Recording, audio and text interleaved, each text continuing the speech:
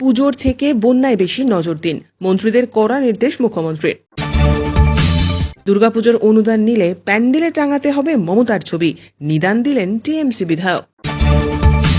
Supreme দুয়ারে জোর সওয়াল, এখনই মুক্তি পাচ্ছে না রাজন্যার তিলোত্তমাদের গল্প। পুজো শেষ হতেই সুপ্রিম কোর্টে আরজিকর মামলার পরবর্তী শুনানি জানিয়ে দেওয়া হলো দিনক্ষণ। এই ধরনের ভুল করবেন না, সন্দীপ এবং টালা থানার ওসি কেসে সিবিআইকে হঠাৎ কেন সতর্ক করলেন বিচারক? সুপ্রিম নির্দেশের পরেই বুলডোজার দেওয়ায় অসম সরকারকে আদালত অবমাননার নোটিশ। অন্তত দেবতাদের রাজনীতি থেকে দূরে রাখুন, তিরুপতি লাড্ডু কাণ্ডে মন্তব্য সুপ্রিম কোর্টের। মহালয়ার তর্পণের ভোরে বৃষ্টি হবে কলকাতায়, নাকি রোদ ঝলমলে আবহাওয়ায় স্বস্তি? জানুন পূর্বাভাস। প্রতিদিন নিয়মিত খবর শুনতে আমাদের চ্যানেলটি সাবস্ক্রাইব করুন। আসছি বিস্তারিত খবরে। মন্ত্রিসভার বৈঠক থেকে রাজ্যের মন্ত্রীদের উদ্দেশ্যে কড়া বার্তা মুখ্যমন্ত্রী মমতা বন্দ্যোপাধ্যায়। যে সমস্ত মন্ত্রীদের এলাকায় বন্যা পরিস্থিতি উদ্বেগের, সেই সব এলাকার মন্ত্রীদের পুজোর থেকেও বেশি বন্যা পরিস্থিতির দিকে নজর দিতে বললেন মমতা বন্দ্যোপাধ্যায়। প্রশাসনিক সূত্রে খবর, মন্ত্রিসভার বৈঠক থেকে মমতা বন্দ্যোপাধ্যায় বলেন, যে সমস্ত মন্ত্রীদের এলাকায় বন্যা হয়েছে সংশ্লিষ্ট মন্ত্রীরা পুজোর চেয়ে বেশি বন্যায় নজর দিন, এলাকায় পর্যাপ্ত ত্রাণ পৌঁছে দিতে হবে। আর যে সমস্ত এলাকায় বন্যা হয়নি সেখানকার মন্ত্রীরা বন্যা দুর্গত এলাকার জন্য পর্যাপ্ত ত্রাণ সংগ্রহ করে পাঠান। পুজোর পাশাপাশি বন্যাও গুরুত্বপূর্ণ। প্রসঙ্গত, বন্যা পরিস্থিতি নিয়ে ডিভিসিকে দোষিছিলেন মুখ্যমন্ত্রী, এমনকি ম্যানমেড বন্যা বলেও আখ্যায়িত করেন তিনি। এমনকি বেশ কয়েকদিন ধরে তিনি জেলায় গিয়ে বন্যা পরিস্থিতি খতিয়েও দেখেন। ডিভিসির সঙ্গে সম্পর্ক ছিন্ন করবেন বলেও জানান তিনি। বন্যা দুর্গত এলাকায় যান, সেখানে ত্রাণ ঠিক মতন পাচ্ছেন কিনা, কি কি সমস্যা রয়েছে সবটাই খতিয়ে দেখেন তিনি। এরপর আজ বন্যা পরিস্থিতি নিয়ে মন্ত্রীদের কড়া বার্তা দিতে দেখা গেল মুখ্যমন্ত্রীকে। দুর্গাপুজোর অনুদান নিলে পুজো মণ্ডপে লাগাতে হবে মমতা বন্দ্যোপাধ্যায়ের ছবি, এমনই নিদান নিয়ে বিতর্কে জড়ালেন ভাতারের বিধায়ক মান গোবিন্দ অধিকারী। এমনকি তিনি এও জানালেন, মুখ্যমন্ত্রীর ছবি টাঙানোর আপত্তি থাকলে পুজোর অনুদান নেবেন না। পূর্ব বর্ধমানের ভাতার থানার মঞ্চ থেকে পুজো কমিটিগুলোকে পুজোর অনুদান দেওয়ার ব্যবস্থা করা হয় পুলিশ প্রশাসনের পক্ষ থেকে। সেখানে উপস্থিত ছিলেন পুলিশ প্রশাসনের শীর্ষ কর্তারা। জেলার অতিরিক্ত পুলিশ সুপার অর্ক বন্দ্যোপাধ্যায়ের পাশে দাঁড়িয়েই চড়া সুরে বিধায়ক তাঁর নিদান দেন।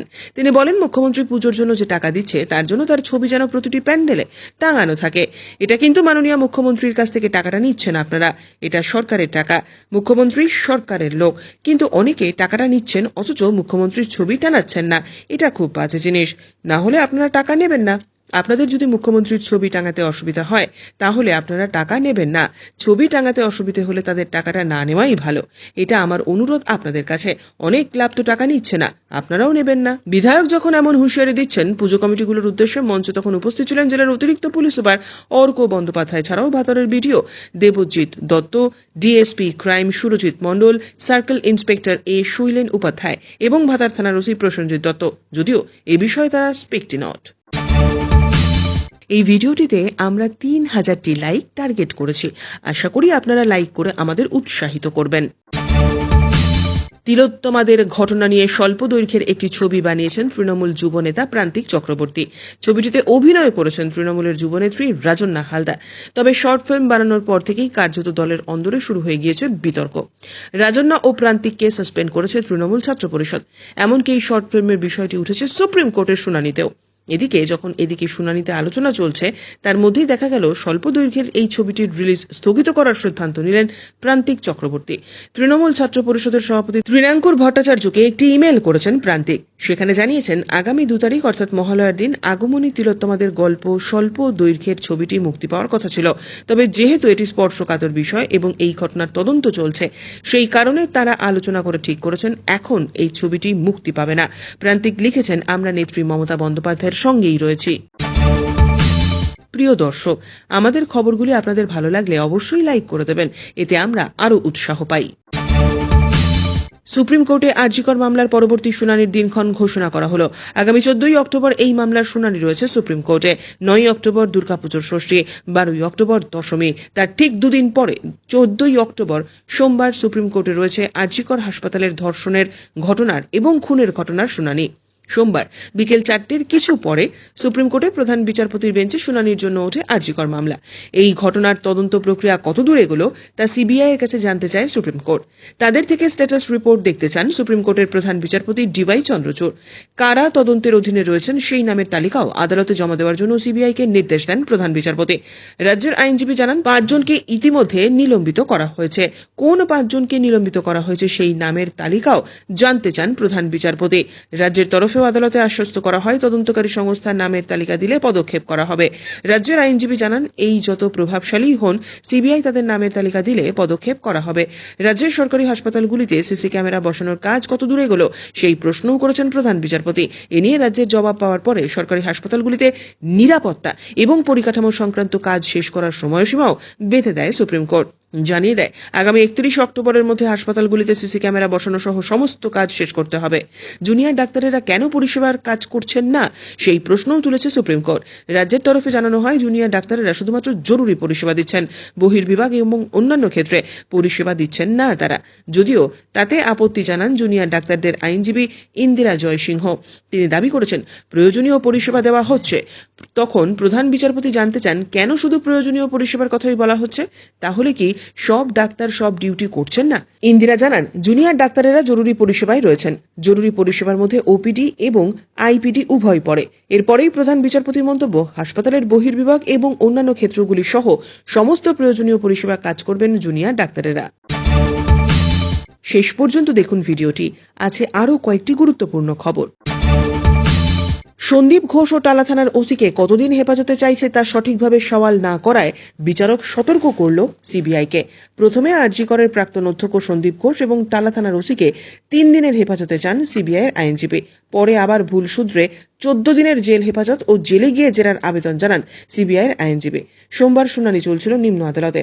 সেখানে সিসিটিভি আর ফোনের CFSL রিপোর্ট এসেছে, সংগ্রহ করা হয়েছে ডেটাও। সেই কারণে এই সব তথ্য নিয়ে মুখোমুখি জেরা করতে চান গোয়েন্দা আধিকারিকেরা।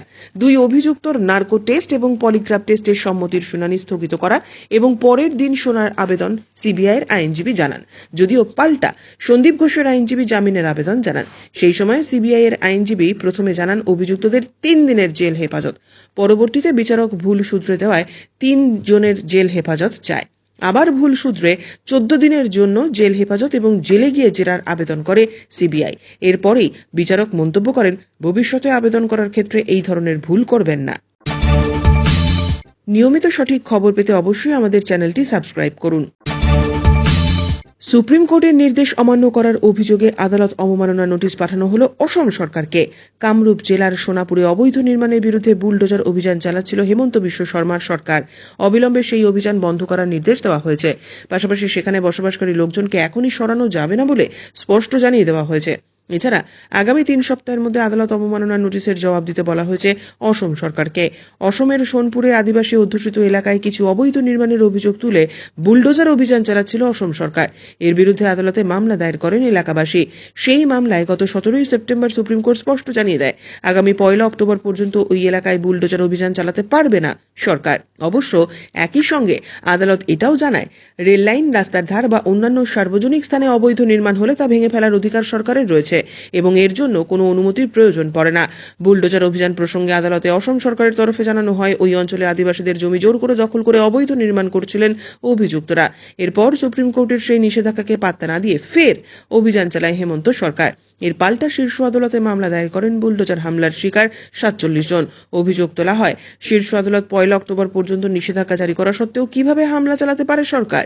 আদালত অবমাননার এহেন অভিযোগের জেরেই হেমন্ত সরকারকে নোটিশ পাঠানো হয়েছে শীর্ষ আদালতের তরফ থেকে। পাশাপাশি বুলডোজার অভিযান চালানো যাবে না বলে স্পষ্ট জানিয়ে দেওয়া হয়েছে। এদিকে মামলাকারী পক্ষের আইনজীবী আদালতকে জানান বাড়ি ভাঙার আগে সরকারকে তরফে কোনো রকম নোটিশ দেওয়া হয়নি, সম্পূর্ণ অবৈধভাবে বুলডোজার চালানো হয়েছে। আপনি কোন জেলা থেকে আমাদের এই ভিডিওটি দেখছেন অবশ্যই কমেন্টের মাধ্যমে জানাতে ভুলবেন না। অন্তত দেবদেবীদের রাজনীতি থেকে দূরে রাখা উচিত। তিরুপতি লাড্ডু বিতর্ক মামলায় এমনই পর্যবেক্ষণ সুপ্রিম কোর্টের। একই সঙ্গে দেশের শীর্ষ আদালত সোমবার জানতে চেয়েছে তিরুপতির লাড্ডু তৈরিতে যে ভেজাল ঘি ব্যবহার করা হয়েছে তার প্রমাণ কি। এদিন সুপ্রিম কোর্টের বিচারপতি B.R. গাভাই এবং বিচারপতি K.V. বিশ্বনাথনের বেঞ্চ অন্ধ্রপ্রদেশ সরকারের উদ্দেশ্যে একাধিক পর্যবেক্ষণ সামনে এনেছে। সুপ্রিম বেঞ্চ জানতে চায়, ইতিমধ্যেই এই বিষয়ে তদন্তের নির্দেশ দেওয়া হয়েছে, সেখানে প্রকাশ্যে বিবৃতি দেওয়ার দরকার পড়ল কেন? সুপ্রিম কোর্টের বেঞ্চ এই মামলায় পর্যবেক্ষণের পর জানিয়েছে, আমরা আশা করি অন্তত দেবতাদের রাজনীতি থেকে দূরে রাখা হবে। এদিন এজলাসে সলিসিটর জেনারেল তুষার মেহতা বেঞ্চের উদ্দেশ্যে জানান, এটি সম্পূর্ণ বিশ্বাসের বিষয়।